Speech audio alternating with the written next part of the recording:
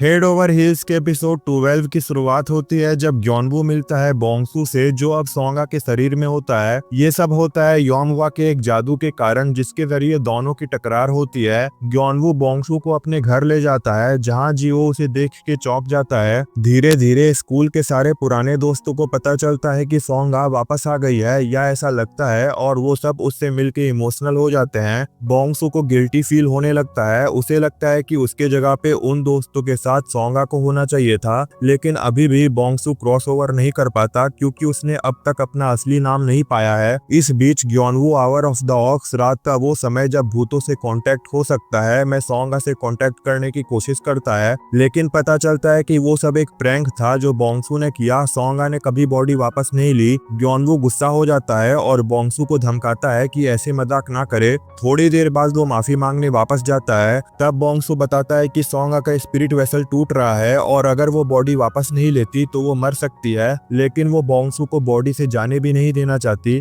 इसलिए ग्योनवू सोंगा के ड्रीम में चला जाता है बोंगसू बनकर, और उसे किस के जरिए बॉडी वापस लेने के लिए मजबूर करता है, जैसे सोंगा ने पहले बोंगसू को उससे लिया था। सोंगा वापस रियल दुनिया में आ जाती है। जीहो चुपचाप ग्योनवू और सोंगा को एक साथ देखकर खुश होता है और फिर घर से चला जाता है। उस रात जब सोंगा कमजोर होकर सो रही होती है, तब पता चलता है कि ग्योनवू सीक्रेटली योमवा से कांटेक्ट में था और उसने सोंगा को बचाने के लिए खुद मरने का फैसला किया। दोनों उसी जगह एक्सोर्सिज्म करने जाते हैं जहां बोंगसू एक इविल स्पिरिट बना था, लेकिन इससे पहले कि कुछ हो, एमुलेट मेकर और बाकी लोग सोंगा के अलावा एक्सोर्सिज्म के बारे में जान जाते हैं और एक अलग रिचुअल के जरिए उन दोनों को बचाने की कोशिश करते हैं। योमवा भी ग्योनवू के साथ मरने वाली होती है ताकि वो इविल डेटी को निकाल सके। सोंगा के सपने में उसे याद आता है कि वो एक समन है और उसकी स्पिरिट माँ भी उसके साथ थी। ये सब वो भूल चुकी थी जब बोंगसू ने उसका शरीर लिया था। वो होश में आके योमवा का लेटर पढ़ती है जिसमें एक्सोर्सिज्म के बारे में लिखा होता है। तब वो डेटीज को पुकारने लगती है जो उसे छोड़ चुके थे। उसकी पेट्रोन डेटी और उसकी माँ की स्पिरिट वापस आ जाती है। उनकी कंबाइंड पावर के साथ सोंगा एबेंडेंड हाउस का दरवाजा खोलती है और योमवा को बाहर ले जाती है, जबकि बोंगसू अंदर रह जाता है।